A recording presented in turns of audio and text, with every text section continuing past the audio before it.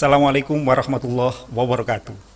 Anak-anak sekalian, berjumpa kembali dengan Bapak dalam pelajaran PPKN. Mahkamah Agung. Perubahan UUD Negara Republik Indonesia tahun 1945 telah membawa perubahan dalam kehidupan ketatanegaraan, khususnya dalam pelaksanaan kekuasaan kehakiman. UUD Negara Republik Indonesia tahun 1945 menegaskan bahwa Indonesia adalah negara hukum. Prinsip ini semula dimuat dalam penjelasan, yang berbunyi, negara Indonesia berdasar atas hukum. Rekatstaat tidak berdasar atas kekuasaan belaka, Makatsstaat.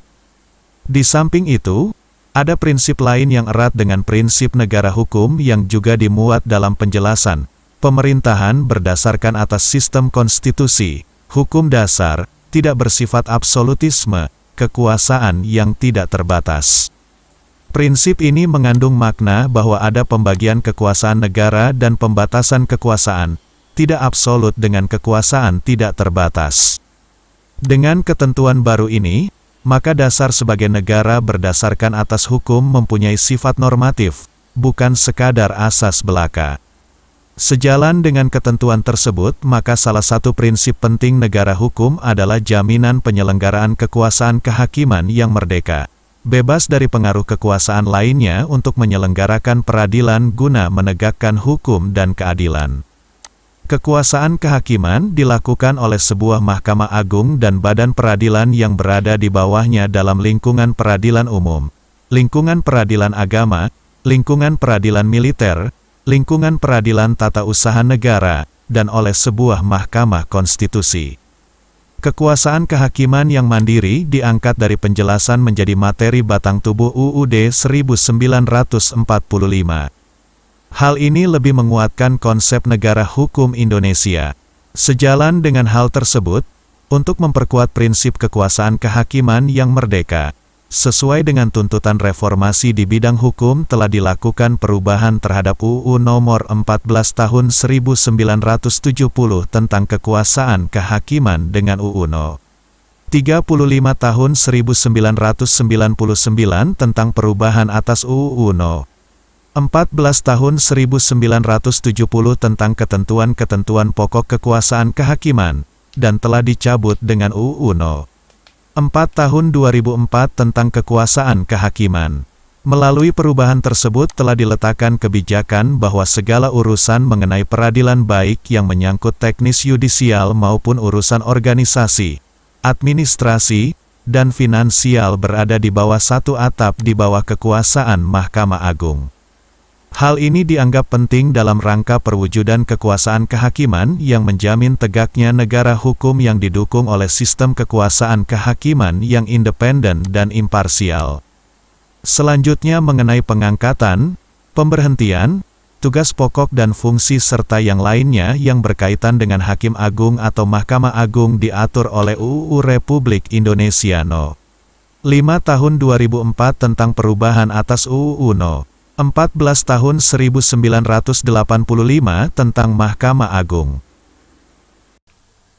Mahkamah Konstitusi. Perubahan UUD 1945 melahirkan lembaga baru di bidang kekuasaan kehakiman yaitu Mahkamah Konstitusi, sebagaimana yang diatur dalam pasal 24 ayat 2, yang berbunyi sebagai berikut.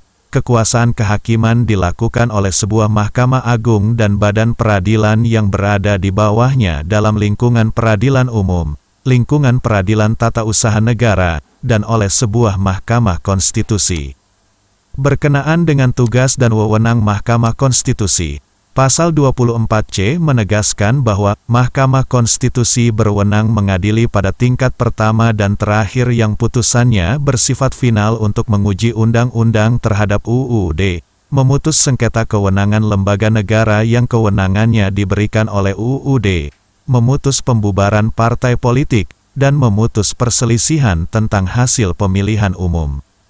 Di samping itu, Mahkamah Konstitusi wajib memberikan putusan atas pendapat DPR mengenai dugaan pelanggaran oleh Presiden dan atau Wakil Presiden menurut UUD. Perlu dicatat bahwa putusan ini sifatnya tidak final karena tunduk pada subjektu putusan MPR, lembaga politik yang berwenang memberhentikan presiden, pasal 7A. Pada mulanya memang tidak dikenal adanya Mahkamah Konstitusi. Bahkan, keberadaan gagasan Mahkamah Konstitusi itu sendiri di dunia memang dapat dikatakan relatif masih baru. Oleh karena itu, ketika UUD 1945 dirumuskan, gagasan Mahkamah Konstitusi ini belum muncul. Perdebatan yang muncul ketika merumuskan UUD 1945 adalah perlu tidaknya UUD 1945 mengakomodir gagasan hak uji material ke dalam kekuasaan kehakiman. Namun, di kalangan negara-negara yang mengalami perubahan dari otoritarian menjadi demokrasi pada perempatan terakhir abad ke-20, ide pembentukan Mahkamah Konstitusi ini menjadi sangat populer. Oleh karena itu, setelah Indonesia memasuki era reformasi dan demokratisasi dewasa ini, ide pembentukan Mahkamah Konstitusi itu menjadi sangat luas diterima. Dalam prakteknya, tidak ada keseragaman di negara-negara di dunia ini mengenai kewenangan Mahkamah Konstitusi, melainkan disesuaikan dengan sejarah dan kebutuhan masing-masing negara.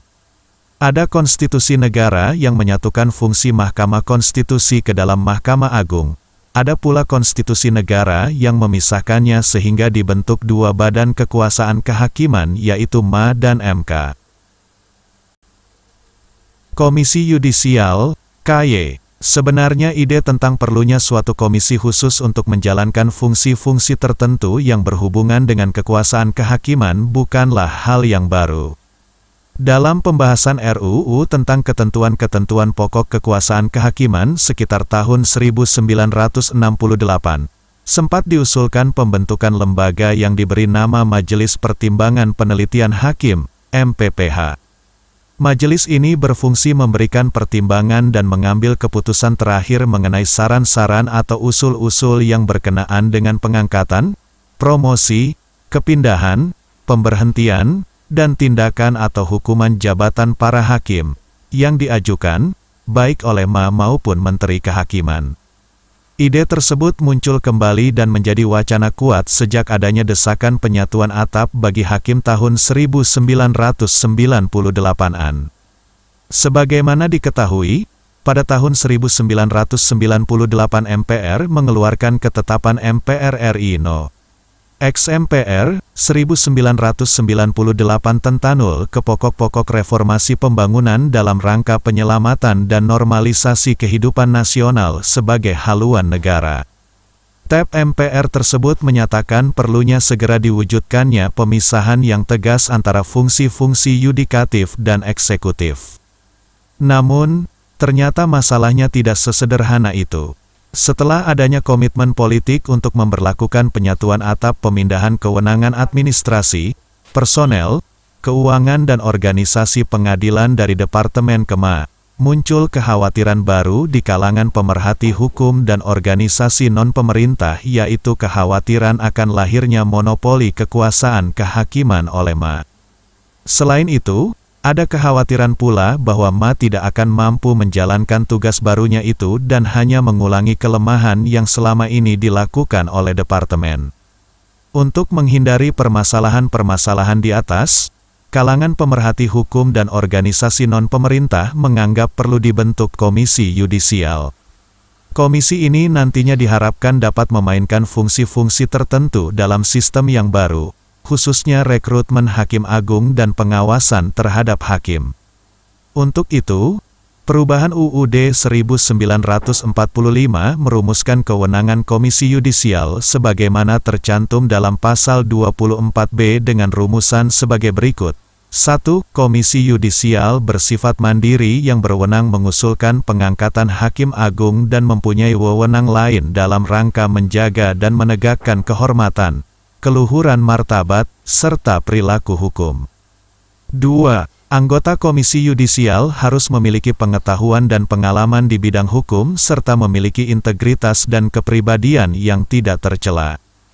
3. Anggota Komisi Yudisial diangkat dan diberhentikan oleh Presiden dengan persetujuan DPR. 4. Susunan, kedudukan, dan keanggotaan Komisi Yudisial diatur dengan undang-undang. Badan Pemeriksa Keuangan, BPK. Cikal bakal ide pembentukan Badan Pemeriksa Keuangan berasal dari Raad van Rekenkamer pada zaman Hindia Belanda. Beberapa negara lain juga mengadakan lembaga yang semacam ini untuk menjalankan fungsi-fungsi pemeriksaan atau sebagai eksternal auditor terhadap kinerja keuangan pemerintah. Misalnya, di RRC juga terdapat lembaga konstitusional yang disebut Yuan Pengawas Keuangan sebagai salah satu pilar kelembagaan yang penting.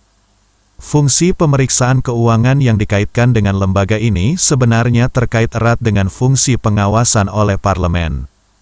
Oleh karena itu, kedudukan kelembagaan Badan Pemeriksa Keuangan, BPK, ini sesungguhnya berada dalam ranah kekuasaan legislatif, atau sekurang-kurangnya berhimpitan dengan fungsi pengawasan yang dijalankan oleh DPR. Oleh karena itu, laporan hasil pemeriksaan yang dilakukan oleh Badan Pemeriksa Keuangan ini harus dilaporkan atau disampaikan kepada DPR untuk ditindaklanjuti sebagaimana mestinya. Sebelum dilakukan perubahan UUD 1945, kelembagaan BPK diatur dalam pasal 23 ayat 5, berada dalam bab 8 tentang hal keuangan, yang berbunyi, untuk memeriksa tanggung jawab tentang keuangan negara diadakan suatu badan pemeriksa keuangan, yang peraturannya ditetapkan dengan undang-undang. Hasil pemeriksaan itu diberitahukan kepada Dewan Perwakilan Rakyat. Setelah ada perubahan UUD 1945, kelembagaan BPK diatur tersendiri dalam bab VIIA tentang Badan Pemeriksa Keuangan. Pasal 23E menentukan bahwa 1. Untuk memeriksa pengelolaan dan tanggung jawab tentang keuangan negara diadakan suatu badan pemeriksa keuangan yang bebas dan mandiri. 2. Hasil pemeriksaan keuangan itu diserahkan kepada Dewan Perwakilan Rakyat, Dewan Perwakilan Daerah, dan Dewan Perwakilan Rakyat Daerah, sesuai dengan kewenangannya. 3. Hasil pemeriksaan tersebut ditindaklanjuti oleh lembaga perwakilan dan atau badan sesuai dengan undang-undang. Pasal 23F menentukan bahwa anggota Badan Pemeriksa Keuangan dipilih oleh Dewan Perwakilan Rakyat dengan memperhatikan pertimbangan Dewan Perwakilan Daerah dan diresmikan oleh Presiden. 2. Pimpinan Badan Pemeriksa Keuangan dipilih dari dan oleh anggota. Pasal 23G menentukan bahwa Badan Pemeriksa Keuangan berkedudukan di ibu kota negara, dan memiliki perwakilan di setiap provinsi. 2. Ketentuan lebih lanjut mengenai Badan Pemeriksa Keuangan diatur dengan undang-undang. Dipisahkannya Badan Pemeriksa Keuangan dalam bab tersendiri, bab VIIA, yang sebelumnya merupakan bagian dari bab 8 tentang hal keuangan, dimaksudkan untuk memberi dasar hukum yang lebih kuat serta pengaturan lebih rinci mengenai BPK yang bebas dan mandiri serta sebagai lembaga dengan fungsi memeriksa pengelolaan dan tanggung jawab keuangan negara. Dengan adanya ketentuan mengenai hal ini dalam UUD 1945, diharapkan pemeriksaan terhadap pengelolaan dan tanggung jawab keuangan negara dilakukan secara lebih optimal. Dengan demikian, diharapkan meningkatkan transparansi dan tanggung jawab, akuntabilitas keuangan negara. Nah, anak sekalian, itulah materi kita hari ini. Mudah-mudahan kalian bisa memahaminya dengan baik. Jika kalian masih belum bisa memahami dengan baik, maka kalian bisa buka kembali video ini di YouTube Bapak, yaitu di PPKN Studio. Atau kalian kembali ke Google Classroom untuk membuka materi dengan lengkap. Terima kasih atas perhatiannya. Assalamualaikum dan salam sejahtera.